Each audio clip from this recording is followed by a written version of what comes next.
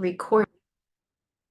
Wonderful. I'm so happy. I was waiting and waiting for this day to finally come because I love sharing this information so much. It's so important. And it's also, information that we don't see a lot out in the world. And it can make it very challenging to understand and overcome challenges with food when, we're not being offered the real solution. So I'm so excited to be here and be able to share this with you. I'm your host, Lori Montry. I am a trauma-informed eating psychology coach, and really that's just a fancy way of saying that I help you understand where your challenges with food come from through the lens of trauma and the nervous system.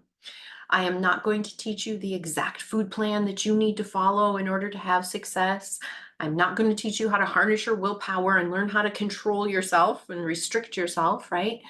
You already know that doesn't work. So that's pointless. So we're not going to waste any time on that. It's my job really to help you and to teach you what freedom really is. So I have a whole wall of certifications in behavior change, nervous system regulation, yoga therapy for trauma recovery, somatic experiencing parts work, on and on and on. But the thing, and all that training is immensely important and it's valuable. But the thing that makes me an expert here in front of you with respect to emotional eating is my own 30-year struggle and challenges with this in this area. And so that's what I feel like I bring to you that's of most value because I get it. I know exactly where you are. I know exactly what you're going through. I always kid, like there is nothing that anyone could tell me with respect to food and their own behaviors and their own struggles that I wouldn't get because I did it all. And so it's something that I now see how valuable that all of that experience is. 18 years ago, I was still struggling every single day with my food, with body. My health was getting worse all the time. I had extra weight, digestive issues related to food intolerances, and also an imbalanced microbiome. I had mood issues, cravings. A lot of things were going on for me. And I remember one day in particular, um, I was sitting at the kitchen table. I don't remember what I was doing. I was probably making a list of all the things that I had to do and started to feel really overwhelmed by life. I was overwhelmed by, my kids, my job, my health, all of the things, but especially my battle with food and my body. And I remember going to the refrigerator, opening it up and pulling out half of a leftover cake. And I remember saying to myself, which is kind of humorous now, but oh, it's okay to have a couple of bites. But I knew full well that that was just a little trick that I played with myself to get the cake out and get started with it because I knew that there was no way that there was going to be just a couple of bites. So I sat down with that cake, no plate, no, attempt to understand why I was about to plow through thousands of calories and tons of sugar. I just checked out, right? I didn't want to know what was going on inside, whatever it was. I believed it was truly too much for me to handle in that moment. I wanted relief. I wanted relief and comfort from the pain that I was feeling. Now, this was a behavior that I had done for over 3 decades, right? It started around the age of 4 as a result of some early trauma in my life. And while I now understand exactly why I started emotional eating, that day with the cake was horrifying because I had no idea why I kept doing what I was doing or how I was ever going to stop because I had tried everything. I had told myself a million times that I wasn't going to do this behavior anymore. All I knew was that I was betraying myself with the food, but at the same time, it was the only way I knew how to help myself. And this time with the cake, though, it was just a tiny bit different than all the other times when I had used food to comfort and to find a sense of peace and relief. Because this time I asked myself a question, and this question was so simple. I don't know why it was so impactful, but it was. And that question led to more and more questions, which started to lead to some answers. And that question was, what would it be like to not need this cake right now? So I told you the question was super simple, but it did something powerful because it took me out of that stuck moment for just a second. And it allowed me to recognize that I truly needed that cake. I was not eating the cake because I was a gluttonous pig. I was not eating it because I lacked any willpower. I was meeting a need. And now, granted, that need, I was meeting it in a very maladaptive way, right? But it still worked on some level. And so recognizing that I was taking care of myself and the best way that I could started to shift things for me. So I still finished that half a cake. I still felt terrible and sick and guilt-ridden and horribly ashamed of myself, but I had cracked the door open just enough with that simple question to begin asking more and more questions. And those questions led me on a journey in which I devoured courses and information and research on the topic of emotional eating. I studied for more than 2 years to become a Nuaria method instructor and trainer. And the Nuaria method is a deep dive into neuroplasticity and behavior change. I then went on to study somatic experiencing, dove into the world of trauma, the biology of trauma, how it affects our nervous system and our relationships with food. And so, as I started applying all of my newly acquired knowledge, my own 30-year dysfunctional relationship with food was starting to change. And this was something I never imagined possible for me to be free, for me to not be so controlled by food and be worried about food and be in battle with food every day. I thought the best that I could hope for was maybe I'll learn how to control this thing, right? But freedom, I didn't even think that that was something that could be achieved by someone like me who had spent decades, um, in that battle. So this was incredible. My entire life changed as I learned how to trust myself with food and make choices that felt aligned with the real version of me. I had learned to feel and process my emotions instead of using food to run away from them. And I was, in fact, finally free. So at that point, I knew I needed to leave my career as a lawyer and dedicate my life to helping other people get free. So it took me a really long time to overcome my challenges with food because emotional eating is a very multifaceted challenge. There's a lot of different pieces to it. And also, we can't just get rid of food, right? We have to eat. It's not like we could take it out of our house and swear it off, right? So that's another thing that makes this challenge a little bit harder to overcome. But I don't want it to take you years or more years to achieve freedom. So I worked really hard to create and develop a course that brings together all the necessary pieces to overcome emotional eating once and for all. So today I'm going to share a little bit with you about what I've learned. I'm going to share with you the three main keys. There are other nuanced pieces, but the three main keys to help you overcome emotional eating, and then tell you how you can start on your own path to freedom right away. And what I'm not going to be sharing with you, like I said before, is how to control yourself and how to, white knuckle through triggers and urges, because that's really not freedom, right? Freedom is where you don't think about food unless you're hungry and you stop when you feel just right. So that's really what we're after. And I'll just say, for any of you who, maybe food is not the biggest issue in your life, maybe it's something else that you use to avoid and distract and kind of deal with the ups and downs of life. All of this information, even though I'm speaking of it in terms of food, apply it to anything. Apply it to the any kind of distraction or avoidance behavior, from drinking and gaming and gambling and um, sex and binge watching and scrolling, and it's not to say that any of those things are bad. It's only when you recognize, oh, this doesn't feel in alignment with who I really am. This isn't the way I actually want to be spending my time and taking care of myself, but I find myself doing it anyway. So just kind of substitute that. And if, food, it's very common that we might be using food and some of these other things. So just know that this information applies across the board to all of those behaviors that don't feel in alignment with what we really want to be doing, what we know is actually best for us.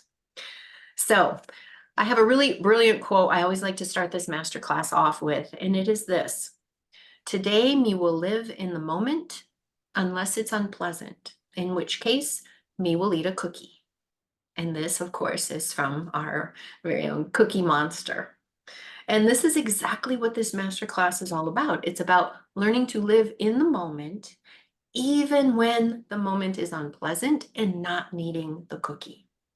So my hope for our time together is by the end of this masterclass, you're going to have a clear understanding of where your challenges with food came from and what you can finally do to overcome these patterns.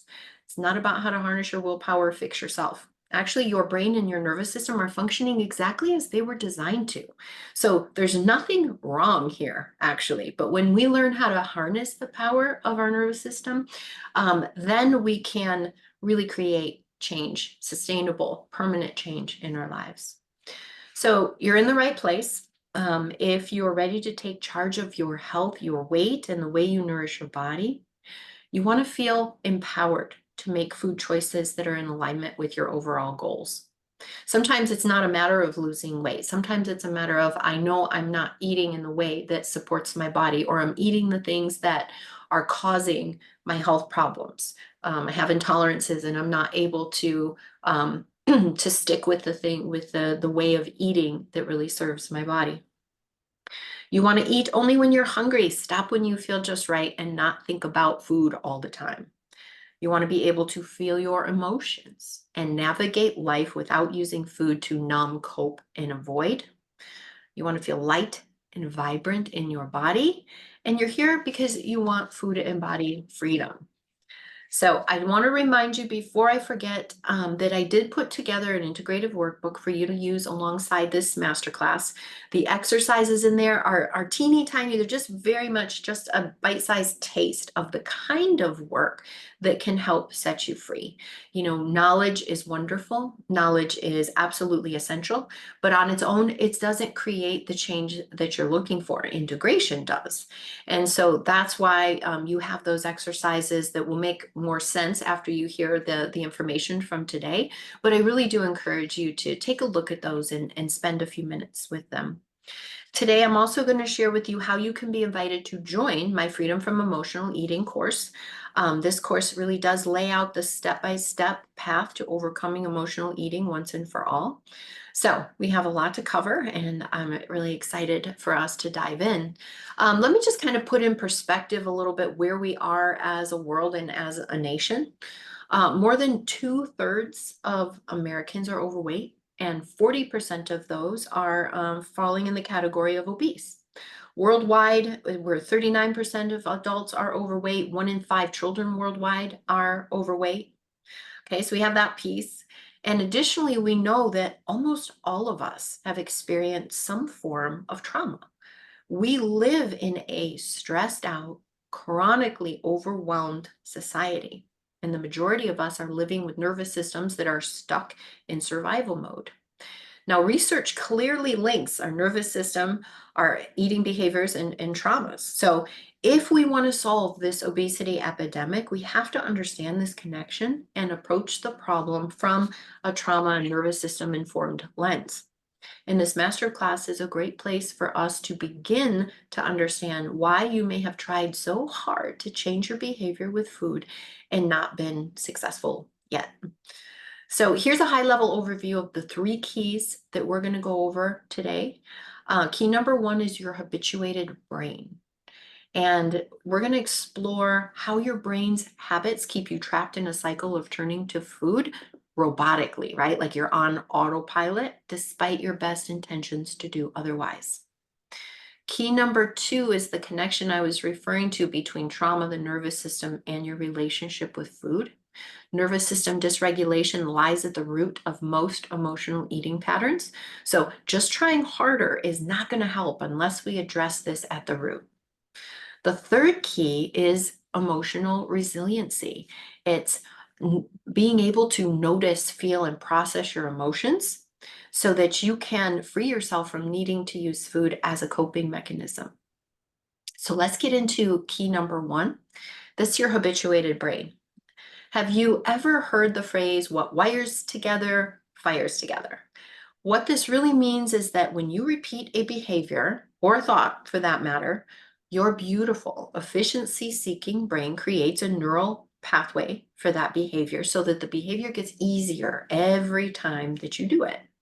You can think of this neurological pathways like the old ruts of the wagon trains that used to go out west in the late 1800s, right? Especially in the springtime, we get a lot of rain. The wagon trains would follow one another, and these deep, deep ruts would form in the ground. And once they did, if your wagon got stuck in these deep grooves, it was really hard to make your way out. Now, in many cases, the efficiency of your brain is just absolutely brilliant, right? That's what allows you to go to bed every night with minty fresh breath because you remember to brush your teeth automatically. It's also what allows you to be driving down the road doing 15 other things at once, and then the light turns yellow, and your foot automatically, without any real forethought, your foot automatically comes off the gas and moves to the brake, right? It does so because there is a well-worn neural pathway associated with that behavior. If you repeat any behavior enough times, the deep groove is formed and it becomes a full-fledged habit, which means you can do the behavior without even thinking about it. And this is especially true if the behavior brings about a reward of some kind, like the dopamine hit we get by eating food. So habits are awesome unless they're not. And you may prefer that sometimes your brain wasn't as incredibly efficient as it is, like when it comes to emotional eating. Because once those neurological pathways have been established, because you've eaten in response to certain emotions or in response to certain situations, it literally feels like there's no other choice but to eat in those moments when those emotions or those situations come up. It's like you are on switched over to autopilot, or like you're a robot that's been programmed in a certain way and to act only in that way. Once this pathway has been established, those triggering emotions come up, and it's the brain says, "Oh, don't worry, Lori. I know exactly what to do here. I'm going to robotically take us to the kitchen for food. You don't even have to be involved with this decision. I got this. You taught me that this is what we do in this scenario." So, it thinks it's doing you this big favor, because why would you have done it so many times if it wasn't a good thing, right? So at that point, it can feel next to impossible to make a different choice. So it's important to understand that your challenges with food and other things, perhaps, is partly due to those habituated pathways of your brain. But this is just our default system. Okay, this is not, is we're not doomed to keep doing this, making the same choices and doing the same things that are out of alignment with our long-term goals and the life that we ultimately want. We have the power to override our default system by using our brilliant higher brain.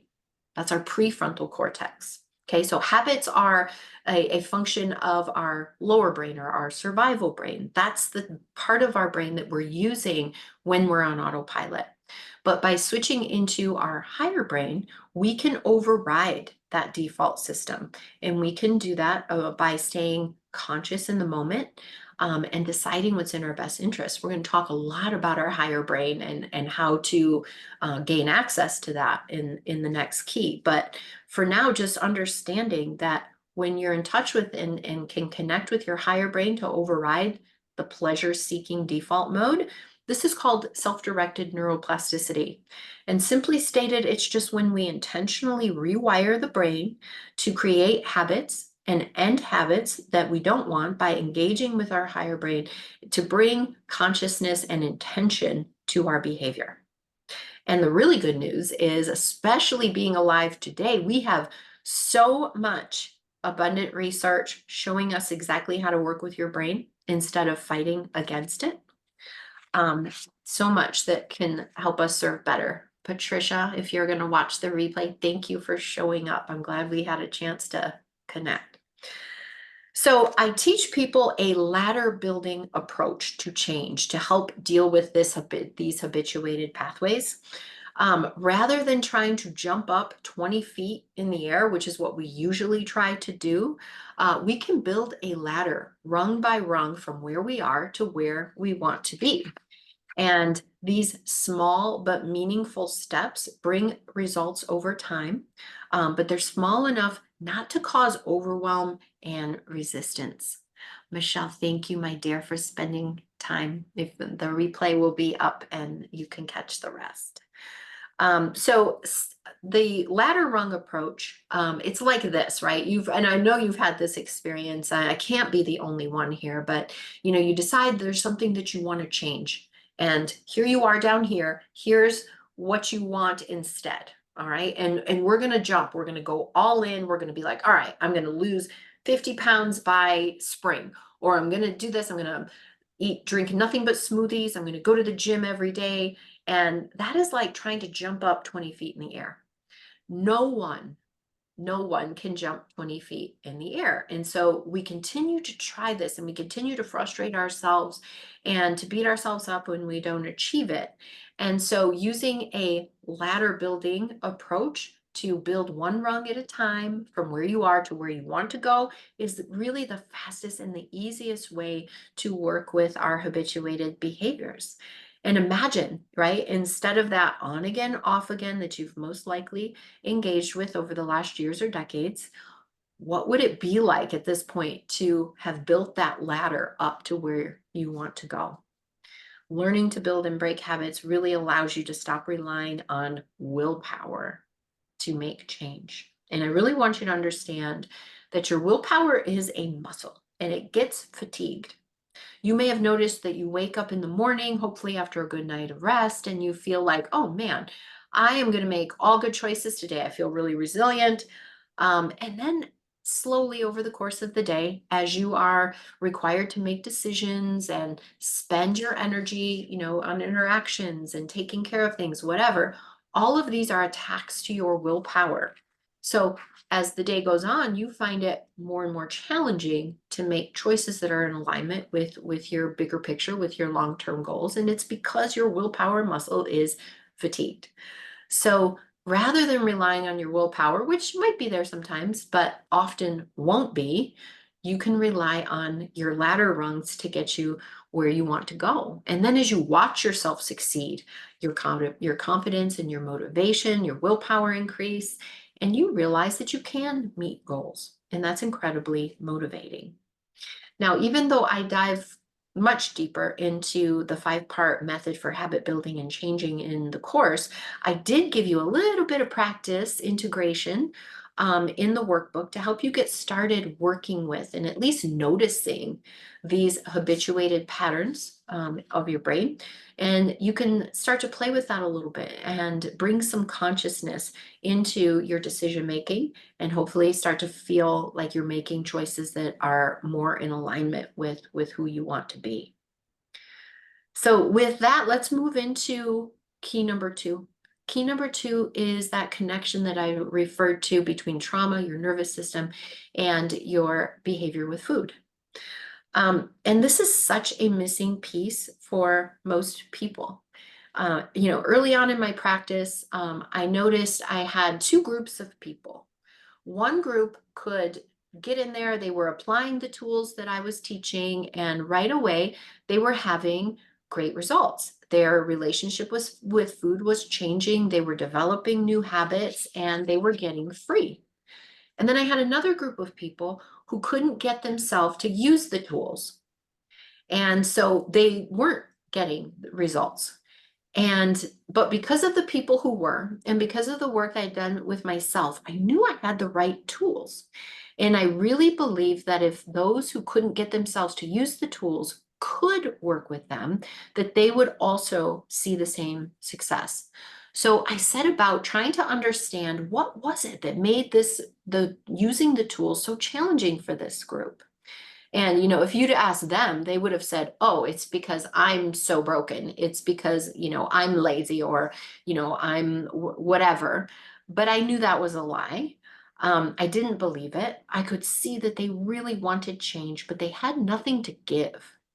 And that's when I took that deep dive into trauma, the nervous system, and all things somatic. And what I learned was the real reason why they weren't able to use the tools in the first place was because they had dysregulated nervous systems that were stuck in survival. They were in overwhelm. and literally could not take on anything else. So, by working with their nervous systems first, helping them heal from trauma, giving them back capacity, that was the foundational piece they needed in order to be able to change their behavior, take their power back with food. So if you're somebody who's been struggling for a long time with emotional eating and have not been able to make significant changes, I really want you to hear this. There is nothing wrong with you. You may be living in a state of survival and overwhelm that keeps you stuck in your unwanted patterns. That's why all of my work with people, all of my programs begin by laying the foundation of a healthy nervous system, because when your nervous system is regulated, you have capacity and you can override the default system that we were talking about with key number one. If you have access to your higher brain, which is not something that's available to you when you're in survival, then you can make real change. And I've worked with so many people who tell me, that was the key. I had literally tried so many things in the past, and learning about my nervous system and how to work with it was the foundational piece that then allowed me to go on and do the things, use the tools, and be more present and conscious with myself. And that is the second key to overcoming emotional eating. This key is so important that I didn't want to just brush over it. And so I want to give you a little bit of background on trauma in your nervous system so that you can understand it a little bit better and also see if it's something that applies to you. So when it comes to trauma, the fact of the matter is nearly all of us have experienced some form of trauma in our lives. And we tend to have a very narrow view of what constitutes trauma. It can, but does not necessarily have to be something as severe as living in a war zone or living through a natural disaster or being a victim or a witness of severe abuse. The real definition of trauma is that it is something that overwhelms the nervous system of the individual beyond what the individual can process in that moment. So obviously, for different people, it looks vastly different. What may be traumatic to me may not be traumatic to another, depending on lots of factors, such as resources available at the time, the capacity of the person's system, what else might have been going on for them, and the support the person may or may not have. So I've developed a graduated cylinder model to explain the nervous system, and I really like using it because it helps us understand our nervous system over your lifetime. So remember those tall graduated cylinders that we used to use in chemistry class to do our experiments? We'd pour things in there and there were numbers going up the side from 1 to 10. Those numbers can represent the state of our nervous system. When the beaker is filled in that 1 to 3 range, we're in that ventrovagal, parasympathetic, safe, social, alive, resourced, ready for life stage. Okay. When we move up into the, say, 4 to 7 range, we're in sympathetic or fight or flight. In this state, it's all about mobilization for the sake of survival. In this state, you might become hyper aware of your external environment, even hyper vigilant. And then near the top of this range, in the 7 range, everything starts to feel a little bit more threatening. When we go beyond that into the 7 to 10 range, that's the other branch of the parasympathetic. It's known as the dorsal vagal, the shutdown, the freeze. In this state, you feel overwhelmed with a capital O. Okay. Everything feels so hard, and crawling under the bed sounds like the best idea you've had in a really long time. Now, it's also possible that we can overfill our cylinder, and when it's pouring over, you're in deep overwhelm and nothing else is getting in. Now, ideally, we would move fluidly throughout the various states, spending most of our time, almost all of our time, in that 1 to 3 range. You could move up through the sympathetic and even into the dorsal vagal from time to time, but you'd only remain above a 4 or a 5 for very short periods of time. That's how we were designed to function. But you may be living with a graduated cylinder that is rarely, if ever, in the 1 to 3 range. You might spend most of your time 7 and above, and you may not even realize it because you've just become so normalized to it. This may be something that, was true for you from a very young age, and so you don't really have the understanding how things could be different or what it would be like to even be in that 1 to 3 range. So about this time, people are usually asking me, well, how did my cylinder get so full? Right? And there's pretty easy explanation. Basically, as you had life experiences that were more intense than you could process at the time, more liquid was added to your cylinder. And that's not to say all of your stressful experiences were added, only the ones that were more intense than you had the ability to process at the time were added. There were probably lots of stressful experiences that you processed just fine. And these experiences may have felt hard at the time, but because you had the skill, the resources, the capacity to process them, they didn't get added to your cylinder. But the events and experiences that were more than you could handle, those are your personal traumas. And even if they didn't seem big enough to qualify as a trauma, if they were more than your system could handle in that moment, they were added to your cylinder. So throughout your life, events such as early childhood, adverse childhood experiences, day-to-day stressors, chronic pain, exposure to toxins, molds, infections, sicknesses, other psychological stressors that were too much for your system to handle were added to your cylinder. Simple everyday occurrences, even like being bullied, never quite living up to the expectations of others, divorce in your family, having been raised by a depressed or emotionally unavailable parent. These are often overwhelming situations for young nervous systems. And once there, the liquid in your cylinder, it stays there until you learn the skills and tools that help you release it.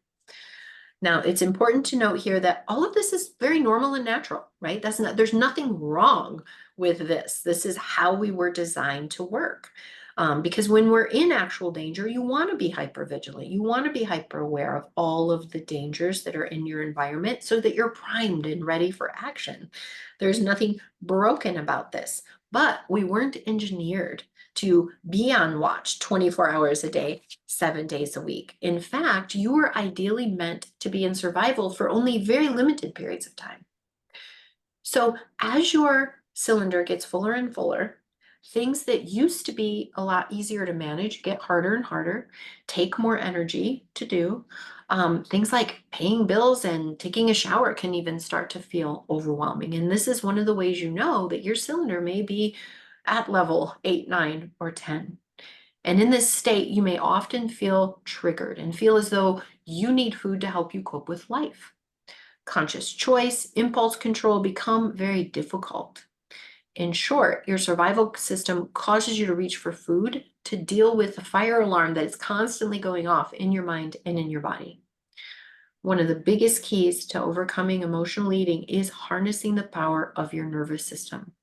In doing so, you can reduce the liquid in your cylinder, switch out of survival and into your higher functioning brain. Remember, I referred to your higher brain, your prefrontal cortex before, because it's your higher brain that can stop your hand as you reach for the chips and the ice cream and ask the question, do I really want this? Or is this just an impulse that's going to pass in a few minutes?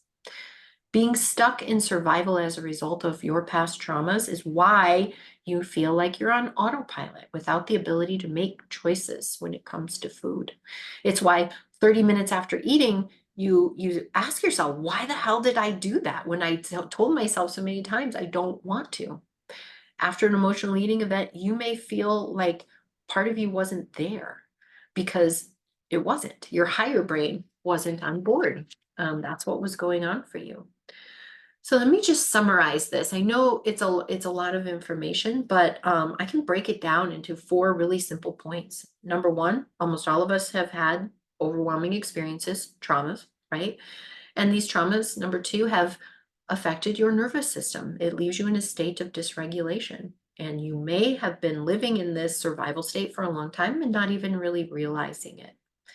Number 3, living in this dysregulated state affects your ability to navigate life and uncomfortable emotions. So this creates an exaggerated need for coping mechanisms such as food, like what I experienced that day, getting that half cake out of the refrigerator, right? I needed that. I had an exaggerated need for my coping mechanism. Number four, when your nervous system is dysregulated, survival brain takes over and starts driving the bus. This is in contrast, of course, to that resourceful, higher functioning prefrontal cortex, higher brain that we really want to be in charge.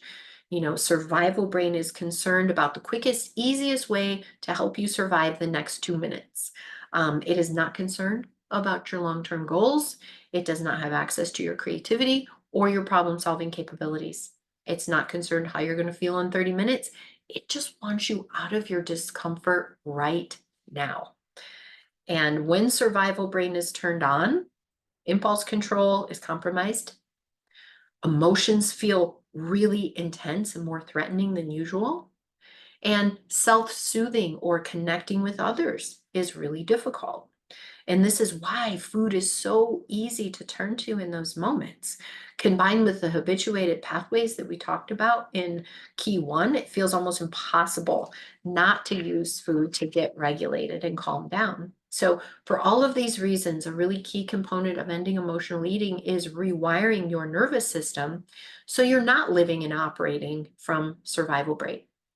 Survival brain runs to the chips and the ice cream, but higher brain can pause and evaluate the decision, the situation, and make a decision that's aligned with your goals. Higher brain recognizes when you're feeling dysregulated, and it can help you use your tools and shift back to your sense of calm and safety.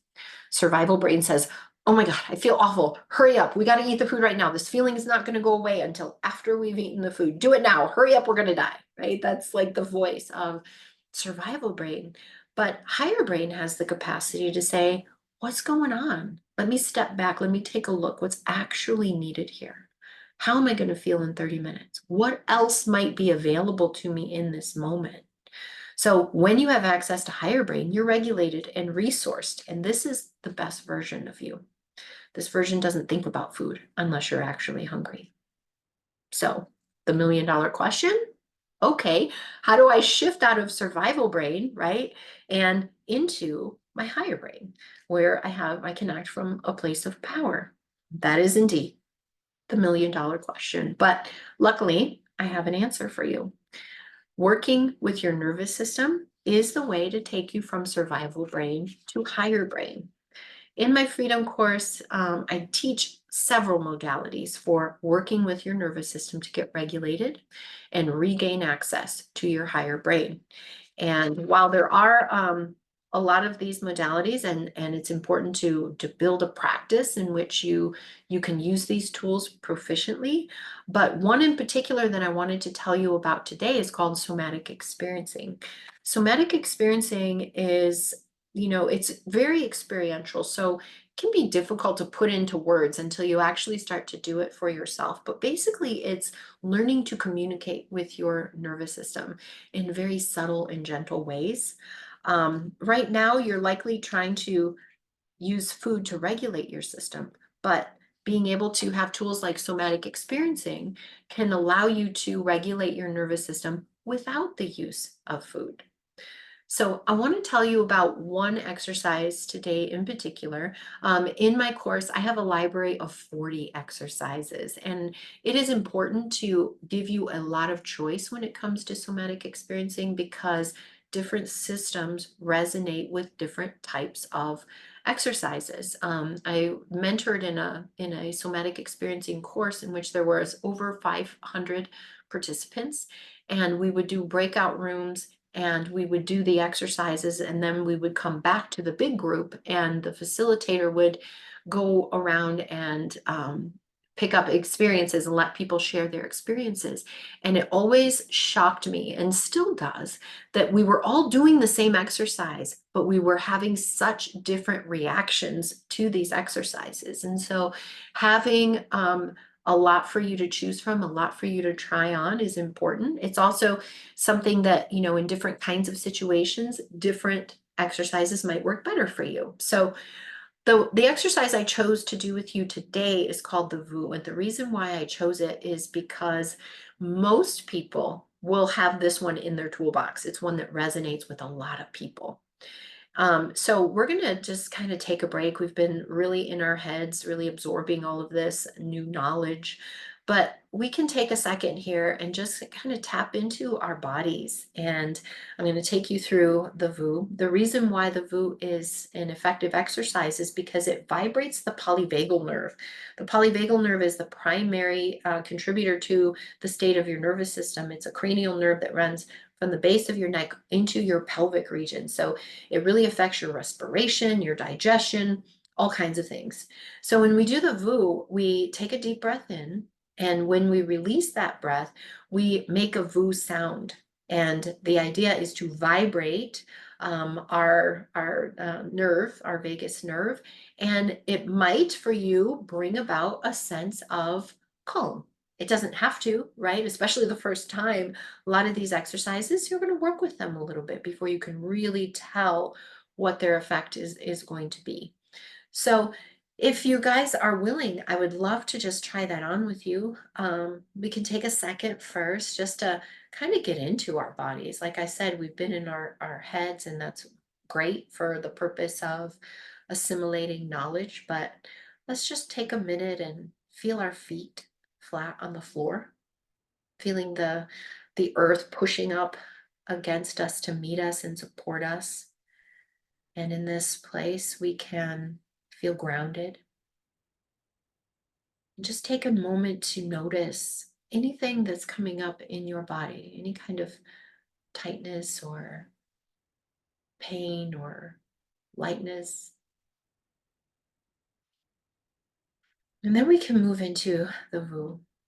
I love the choral VU where our voices come together. So I'm going to invite anybody who would like to do the VU with me to unmute, but certainly is your comfort level. I was not comfortable to VU aloud in a group when I first started. So however you're comfortable is fine. We'll take one more deep breath, and then when we let that breath out, we'll let it come deep from the belly and really allow it to vibrate through our midsection while we make the VU sound. VU.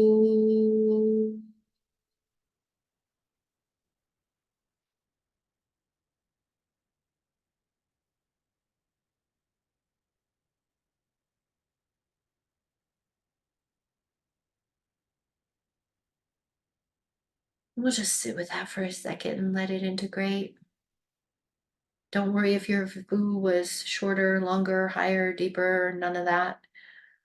The goal is really just to allow that vibration to come through the body.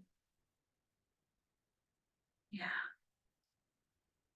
Usually we might do that 3 or 4 times, just kind of taking our time in between and following the leads of the body.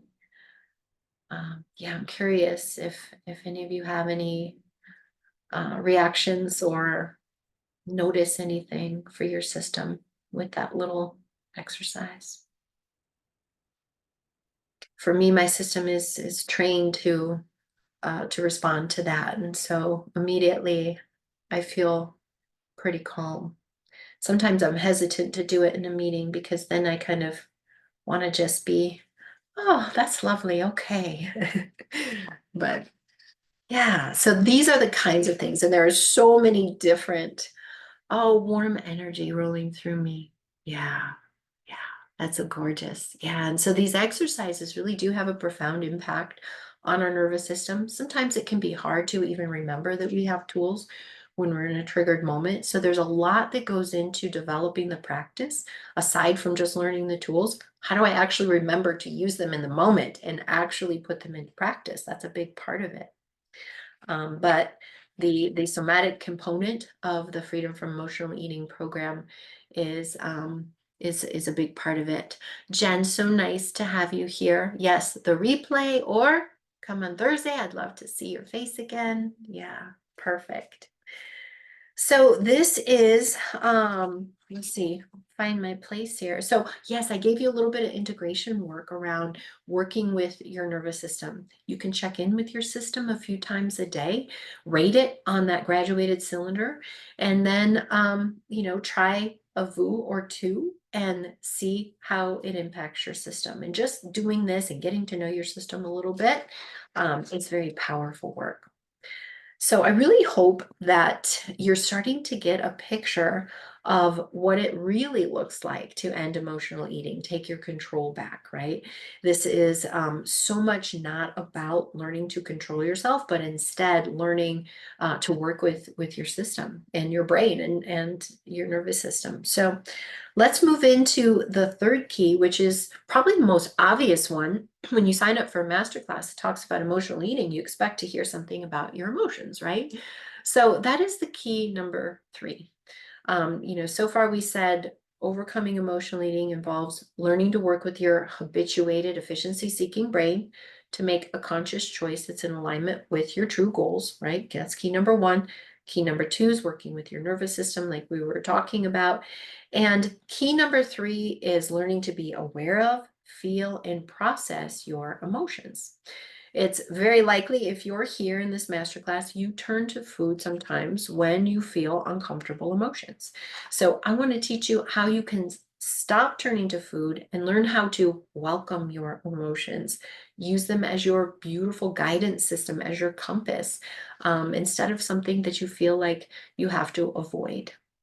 Most of us, though, we've never been taught how to allow and process our emotions. In fact, most of us haven't been taught anything about our emotions. We might have been taught we shouldn't have emotions or we shouldn't get emotional, or maybe we were always told to look on the bright side whenever something was upsetting to us. But for the most part, most of us weren't really told anything at all about our emotions.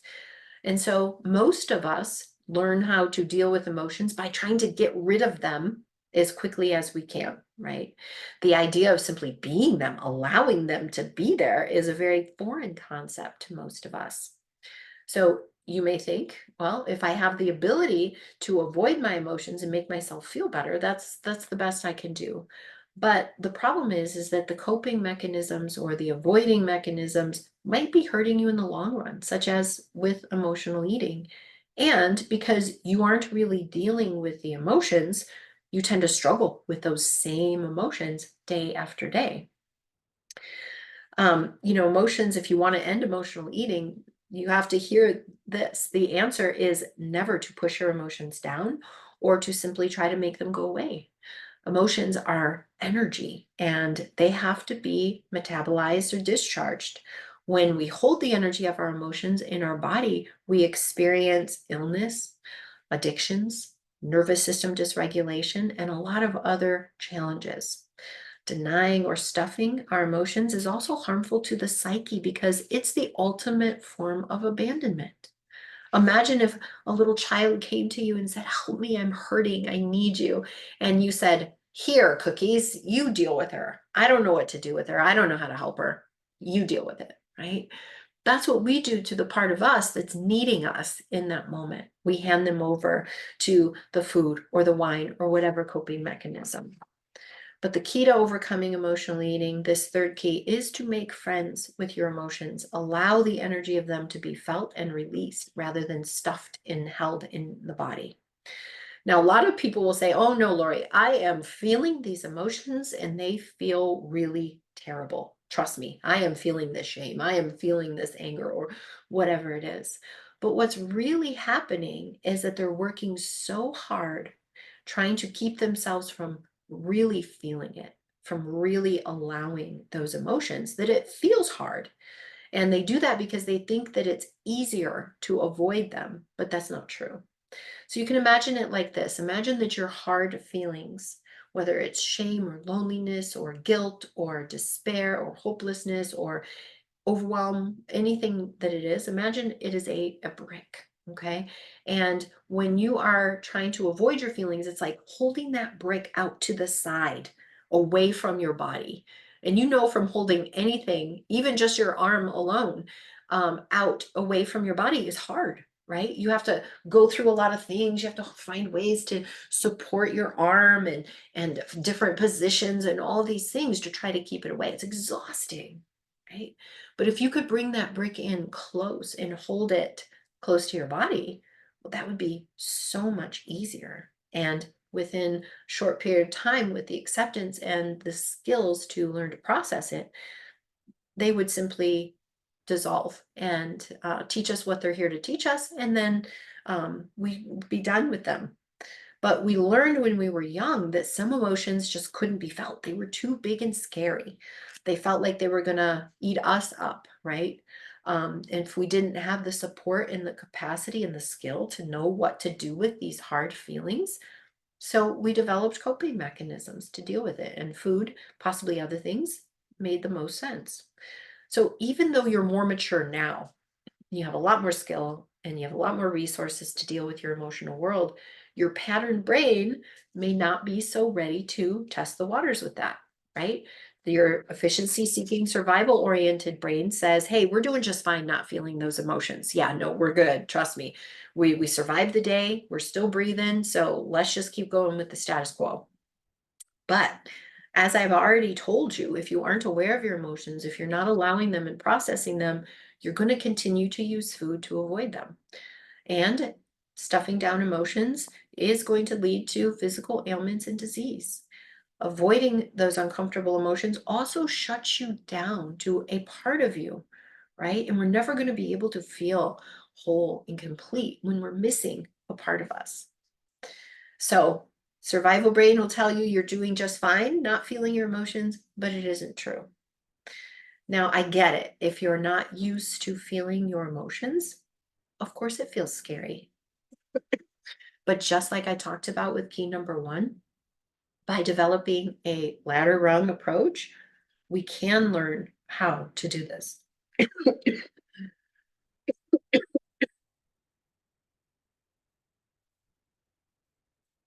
Right. So I do have a little bit of integration work for you with respect to your emotions. It's included in your integration workbook. And really, this step of befriending, hang on a sec. So, these are the three keys to overcoming emotional eating. Maybe you can start to see how you have been putting your time and energy into unhelpful methods, into control and willpower, which we know doesn't work, right? Those approaches are going to leave you feeling frustrated and exhausted every single time. But if you are ready to put your time and energy into the three keys, I know that you can make real permanent change. So let me spend a couple minutes telling you about the Freedom from Emotional Eating program. It is a 16 module program that will change your relationship with food and your life. It is designed and centered around the three keys that we've been talking about today. And during the 16 weeks of the course, you learn exactly why you struggle with food and then the tools that will allow you to overcome those challenges and empower you. By staying consistent with the tools and the strategies, you'll be able to step into your power, stop emotional eating, and experience incredible shifts in the rest of your life as well.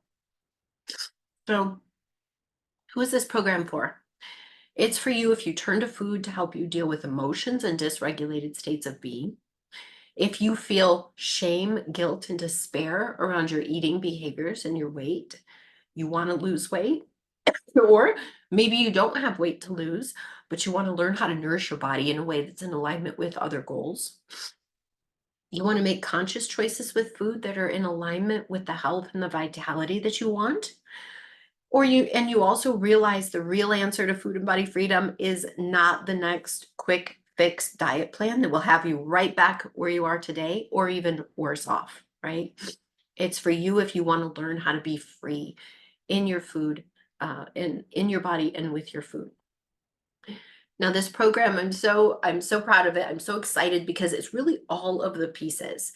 The inclusions are incredible. I took the data that I had collected from working with people over the years, and I created this program to include every piece that was needed to be successful. So let me share with you what those are. Number one, it is a comprehensive online curriculum, 16 modules, and each module has a series of videos that teaches you the topic of the week.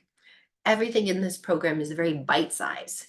You're not expected to spend hours and hours each week. I learned maybe the hard way that I could give you all the best information in the world, but if it was more than you could take in and assimilate, it was pretty useless to you.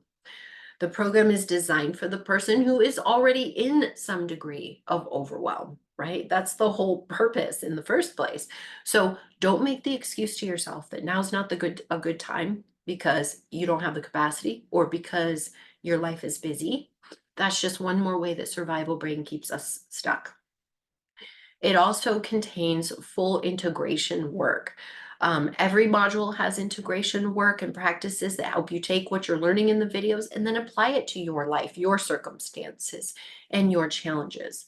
And this is really crucial because knowledge is necessary and awesome, right? But it does not lead to new circumstances. How many times have you read a book or taken a program and then a month later you barely remember what it was even about? Right? Change requires integration, and the program provides the step-by-step way to bring these things into your life, your challenges, your circumstances. It also has the full somatic library to help you build one of the most powerful practices for your nervous system available. The library includes 40 exercises that are presented to you in video where I literally go through every exercise with you because this is the easiest way to begin a meaningful practice on your own. There's a lot of bonus materials as well. Everything that I'm always adding stuff that's going to make it easier. There's meditations and practices for dealing with triggers.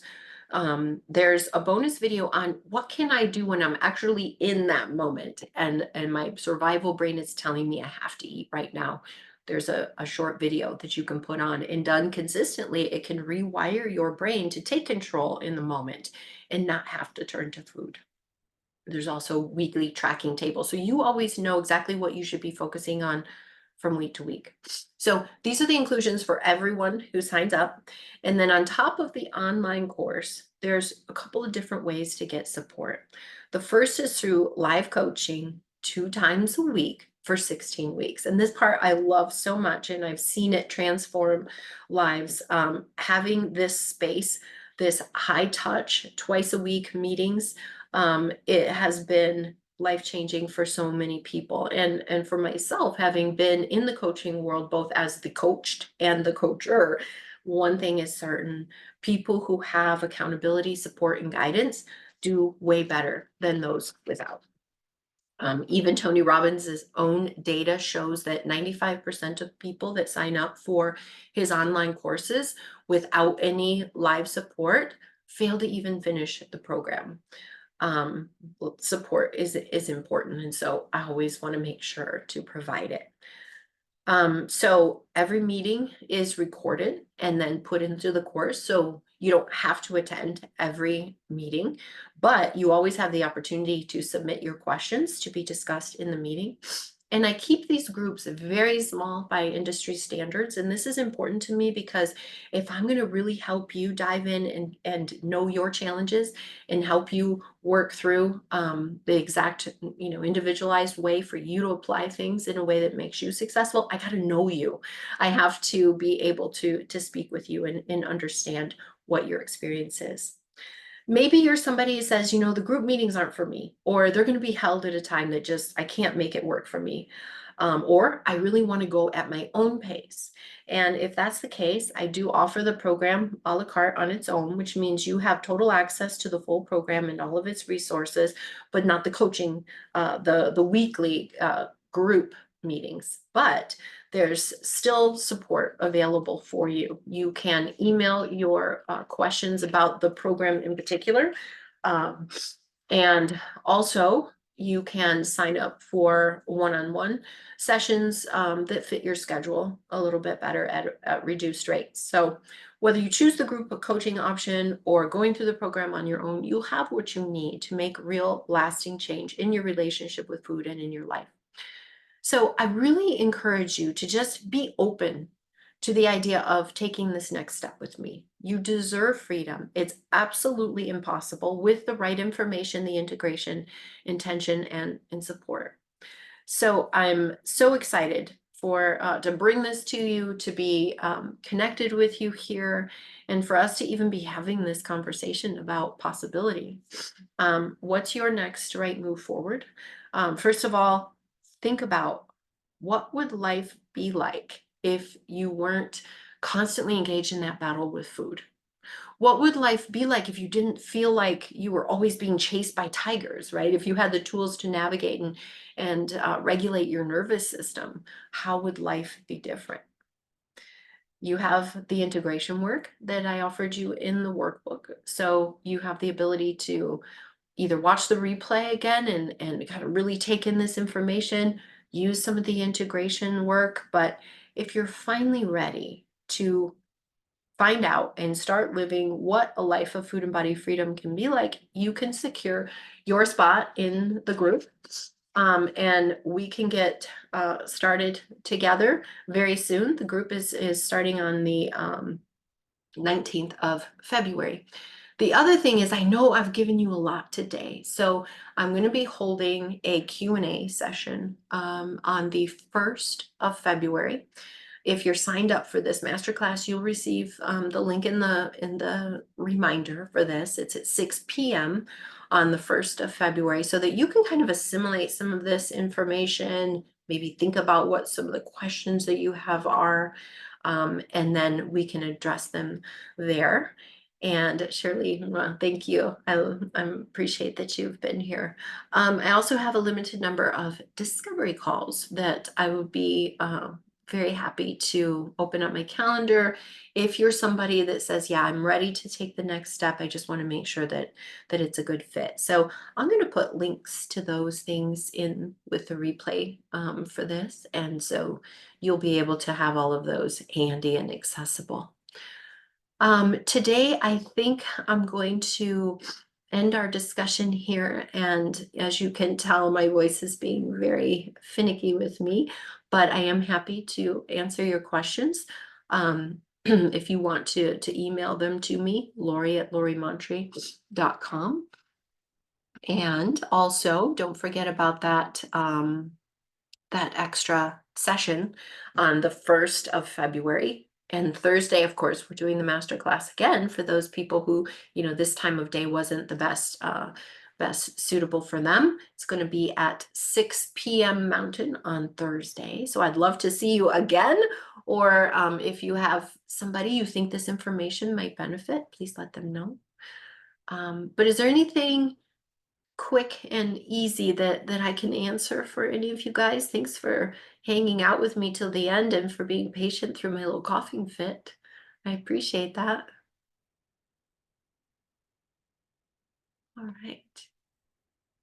Okay.